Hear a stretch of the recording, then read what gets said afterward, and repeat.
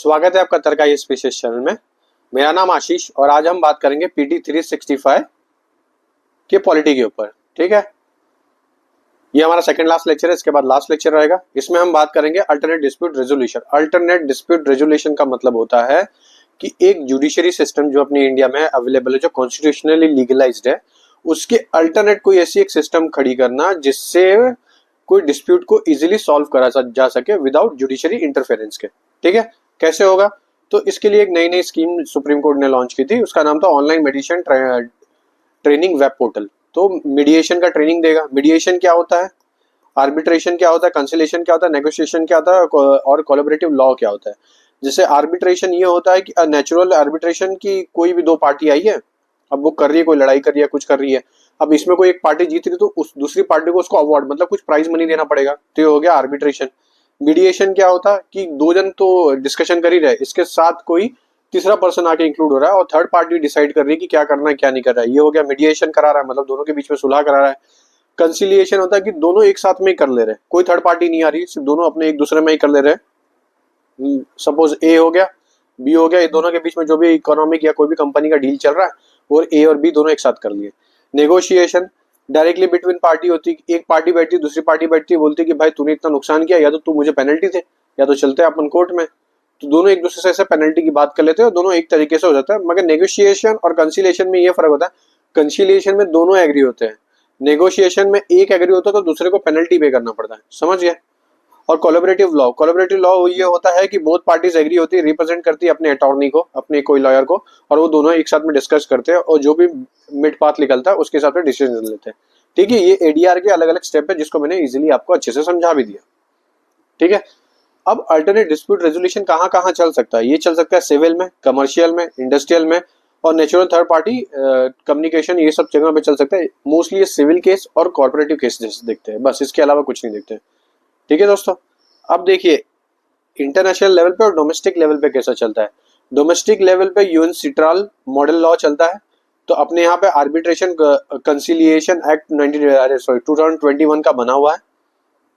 ठीक है, तो एक दूसरा बना है new Delhi international arbitration centre act 2019 का, ये भी बना हुआ है। फिर इंडियन काउंसिल ऑफ आर्बिट्रेशन बना था, जो कि ये रजिस्टर हुआ है सोसाइटी रजिस्ट्रेशन एक्ट 1860 में। ये डोमेस्टिक लेवल पे। इंटरनेशनल पे क्या है? International court of arbitration. International court of arbitration जो बना था वो 1923 में बना था। इसके बारे में हमने पिछले लेक्चर में ऑलरेडी आईआर के अपने लेक्चर में कवर भी किया है। ठीक है, उसको जाके आप देख सकते हो आईसीआर में क्या फर्क है, बाकी बाकी हम इंटरनेशनल कोर्ट्स को कवर करते हुए गए भी थे। ठीक है दोस्तों, बस इतना इसमें इतना ही था, आगे चलते हैं। मीडिएशन एक्ट, जैसे कि ऊपर ही बात कहते हैं, पास हुआ मीडिएशन एक्ट 2023 में। इसके अंदर क्या क्या इंपॉर्टेंट रूल है? तो मीडिएशन करेगा, प्री लिटिगेशन करेगा, ऑनलाइन मिटिगेशन होगा और कम्युनिटी मीडिएशन होता रहेगा। ठीक है, तो सेटल सिविल और कमर्शियल डिस्प्यूट। क्रिमिनल डिस्प्यूट्स नहीं कर सकता, ये सिर्फ सिविल और कमर्शियल ही कर सकता है, बस ये चीज को ध्यान रखना। अब जो मीडिएशन है उनके लिए एक ड्यूरेशन फिक्स रखा है कि मैक्स टू मैक्स 120 डेज होना चाहिए, अगर एक्सटेंड करवाएगा तो 60 days extra, total 180 days max to max है, इससे ज्यादा नहीं होना चाहिए। ठीक है, तो उसके बाद वन चेयर पर्सन होता है इसमें, 2 फुल टाइम मेंबर होते हैं, 1 पार्ट टाइम मेंबर होते हैं और 3 एक्स ऑफिसो मेंबर होते हैं। एक्स ऑफिसो मेंबर कोई एक इंपॉर्टेंट पर्सनैलिटी हो सकती है जहां पे उसका कैसा रोल है उसके बारे में बात किया जाएगा। बस इतना ही था। चलिए आगे चलते हैं लोक अदालत के ऊपर। देखिए लोक अदालत जो है इसका अभी 75th एनिवर्सरी हुई है। तो अल्टरनेट डिस्प्यूट रेजोल्यूशन मैकेनिज्म ये भी एक है कि आपको एक अल्टरनेट डिस्प्यूट मैकेनिज्म मिलता है, किसके थ्रू पे? Legal service authority 1987। बिना देखी ये बताइए नालसा किससे आया है? सॉरी, नालसा कौन से एक्ट से आया है ये मुझे जरूर बताना, और कौन से आर्टिकल से आया है। ठीक है, ये जरूर मुझे बताना। आगे आने वाला है ये, लेकिन इसके पहले आप बता दोगे तो आपके लिए ही अच्छा है। ठीक है, चलिए आगे बढ़ते हैं। तो लोक अदालत के बारे में हमने बात कर लिया। ये किस पे देखता है? मोस्टली सीपीसी मतलब सिविल कोर्ट्स के ऊपर ही जाता है, क्रिमिनल के ऊपर जल्दी नहीं जाता। इसके एडवाइस बाइंडिंग होते हैं, फाइनल होता है इवन। तो सबसे पहला लोक अदालत कहाँ पे बना था? जूनागढ़ गुजरात में। कब बना था? 1982 को। बस इससे ज्यादा कुछ नहीं है। फ्री लीगल एड के ऊपर जाता है, फ्री लीगल एड, जैसे कि ऊपर हमने बात किया नालसा के ऊपर। नालसा कौन से आर्टिकल से आता है? Article 39A। और क्या देता है? राइट टू लाइफ देता है। अब इस एक्ट के थ्रू पे मतलब नालसा के थ्रू पे आपको ये लीगल सर्विस अथॉरिटी एक्ट के थ्रू पे आपको ये प्रोवाइड किया था कि जिसकी सैलरी 5 लाख के नीचे है उसको फ्री में लॉयर मिलेगा, उनकी फ्री में सर्विस होगी, मतलब फ्री में उनको एक लीगल राइट दिया जाएगा ताकि हर एक को लीगल अपॉर्चुनिटी मिलती रहे। तो ये हो गया आपका नालसा। नालसा का फुल फॉर्म है नेशनल लीगल सर्विस अथॉरिटी, ठीक है, और स्टेट लीगल सर्विस अथॉरिटी, ये दोनों डिसाइड करते हो डिस्ट्रिक्ट लीगल सर्विस अथॉरिटी हो जाती है। क्या क्या होता है इसमें, जैसे कि मैं बताया नालसा का कौन सा एक्ट है 1987 से, ऊपर पूछा था क्वेश्चन, आपने बता दिया, जिसने बता दिया बहुत अच्छी बात है, जिसने नहीं बताया वो जाके देखे। बेसिक क्वेश्चन है ये सब आपको आने चाहिए। एलिजिबिलिटी के लिए बता दिया मैंने आपको, 5 लाख के नीचे होना चाहिए। SC ST का अलग से तो रहता ही है। कोई जुवेनाइल है, जो जुवेनाइल्स है, जो छोटा बच्चा है भाई, उसके लिए तो खुद गवर्नमेंट ही प्रोवाइड करेगी क्योंकि उसका कोई है ही नहीं। अब आते हैं ट्रिब्यूनल। ट्रिब्यूनल जो सिस्टम होता है, एक जुडिशरी होती है, एक ट्रिब्यूनल होता है। जुडिशरी क्या करती है कि एक कॉन्स्टिट्यूशनल बॉडी होती है जो हर एक केस को देखती है और कॉन्स्टिट्यूशनली देखती है। ट्रिब्यूनल्स का जो मेन काम होता है वो देखती है सिविल और कमर्शियल केसेस को देखती है। कमर्शियल केसेस मतलब बड़ी बड़ी कंपनी के केसेस देखती है, जैसे कैट है, ठीक है। कैट क्या है, सेंट्रल एडमिनिस्ट्रेटिव अथॉरिटी, ट्रिब्यूनल्स है। अब ये एक तो कमर्शियल एक्टिविटी भी देखती है, और जितने भी IAS के होंगे, जैसे IAS हो गए, IPS हो गए, या इवन PCS ऑफिसर्स हो गए, जितने भी ऑफिसर हो गए, उनके जो केसेस चलते रहेंगे एडमिनिस्ट्रेटिव लेवल पे, वो सब कैट देखता है। कैट होता है, सट होता है, टैट होता है, ये सब ये चीजें देखती है। तो कैट क्या है, कॉजेट जुडिशियल बॉडी है। क्यों? क्योंकि इसको अल्टरनेट डिस्प्यूट, मतलब इसको एडमिनिस्ट्रेटिव ट्रिब्यूनल एक्ट से 1985 से बनाया था। आप मुझे कमेंट करके बताइए इसका आर्टिकल क्या है, कौन सा अमेंडमेंट से आया था, बिना देखे बताना, ठीक है। चलिए आगे बढ़ते हैं। अब आर्टिकल 323A और 323B, ये क्या करता है, कैट को एक स्टैब्लिशमेंट देता है कॉन्स्टिट्यूशनली तरीके से, जो कि आर्टिकल 323A में मेंशन है।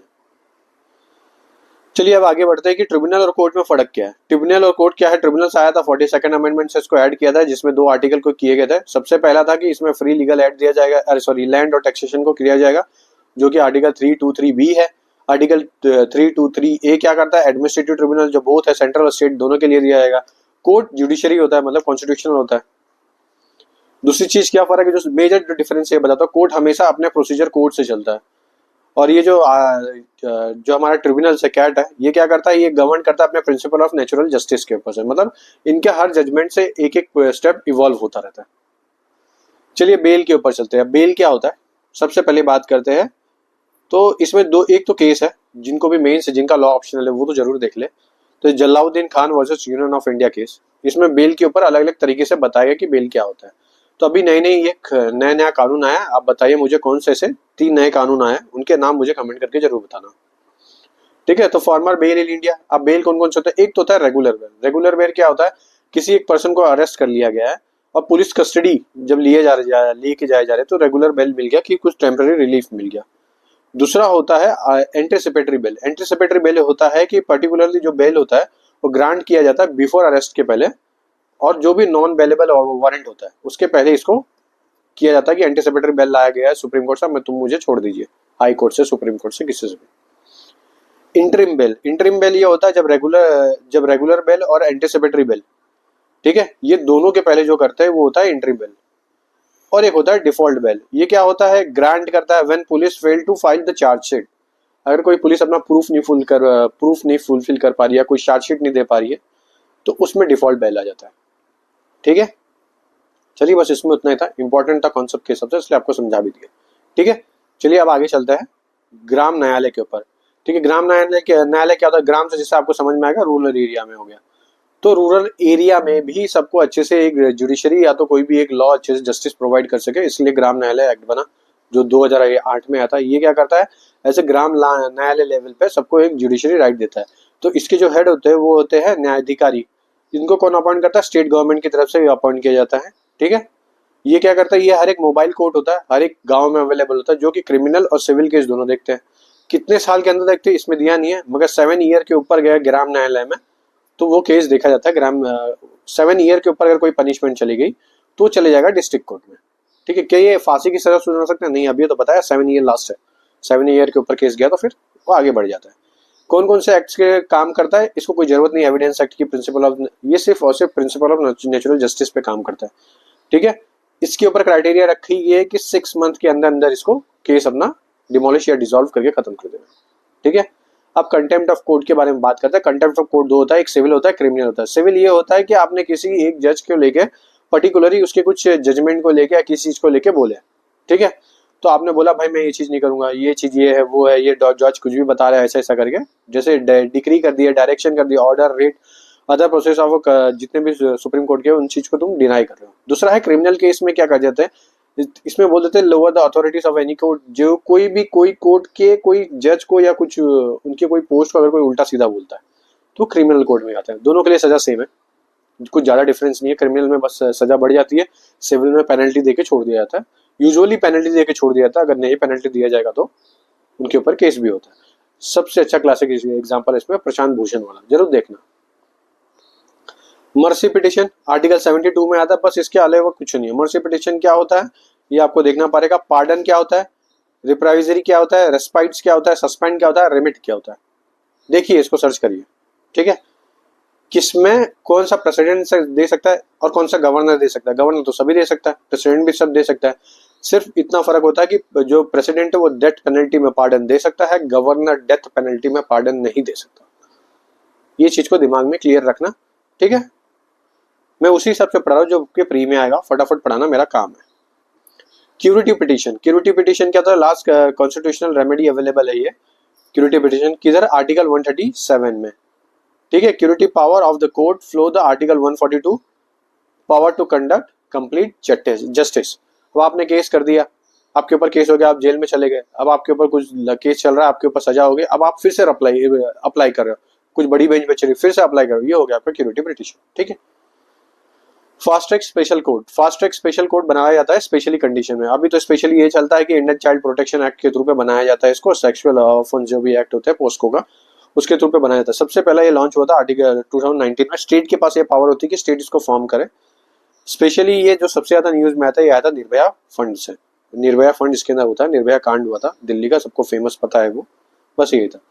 जीरो एफआईआर, जीरो एफआईआर ये है कि अब आप सपोज कि आप ए जगह पे रह रहे हो, बी जगह पे कोई डेथ हो गई है, सॉरी ए जगह पे कुछ एक्टिविटी हुई है जिसमें किसी की डेथ हुई है, और वो जो केस आता है वो बी एरिया में आता है, तो आपने ए की जगह पे जीरो केस कर सकते हो, मतलब जीरो रिपोर्ट करवा सकते हो, भले ही आप कहीं पे भी रहो, ठीक है। तो जीरो रिपोर्ट आप अगर ए की जगह पे हत्या हुआ है और आप बी की प्लेस पे हो, तो बी की जगह पे बैठे बैठे आप जीरो रिपोर्ट, जीरो एफआईआर करवा सकते हो, और ये एफआईआर ट्रांसफर हो जाएगा जहां पे हुआ था केसेस, ठीक है।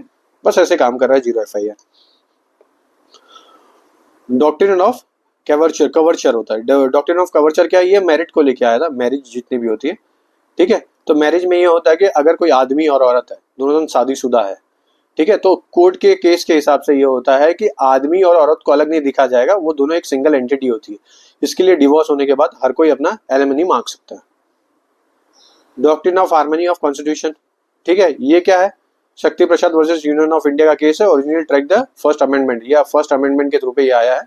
पूरा आपके इलेक्शन के प्रोसीजर, कैसे एक सुप्रीम कोर्ट का वर्क होगा, कैसे एक अदर वर्क एक्टिविटी होगी, इसके ऊपर ये बात की है, ठीक है। तो पहला टॉपिक यहाँ पे खत्म है।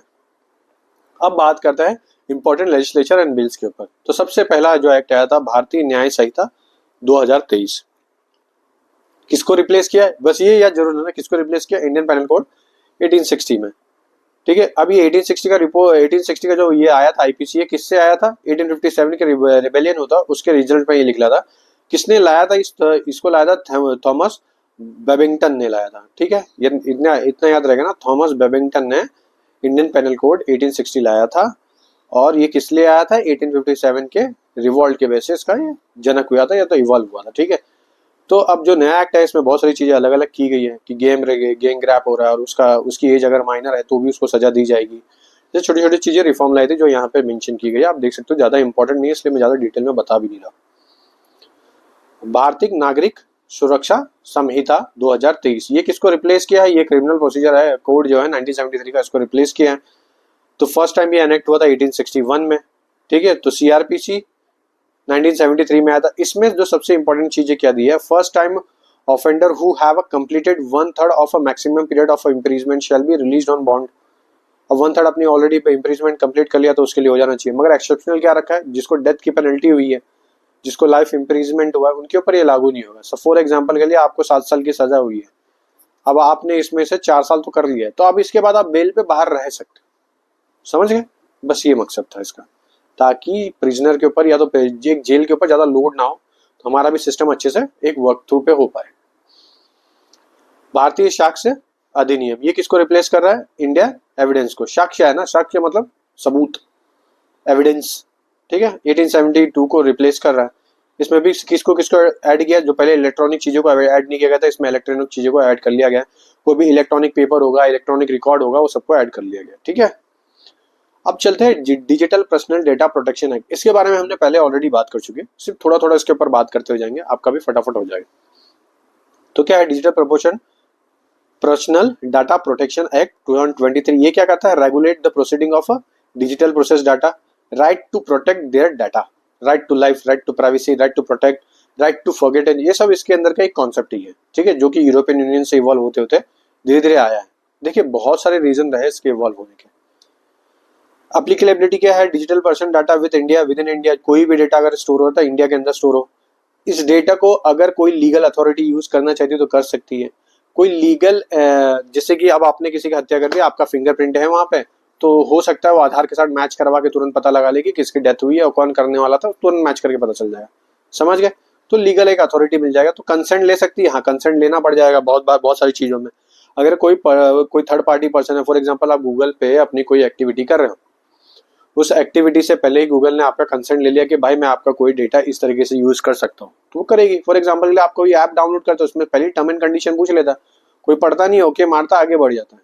वो क्या करते हैं, वो टर्म एंड कंडीशन में यही चीज पूछते हैं कि आपका पर्सनल डेटा अब हम यूज करेंगे, बस आपसे कंसेंट लेता है, आपने यस कर दिया और आप आगे बढ़ जाते हो क्योंकि आप पढ़ते नहीं हो, ठीक है। फिर data protection board of India बनेगा जो डेटा प्रोटेक्शन को मॉनिटर करेगा।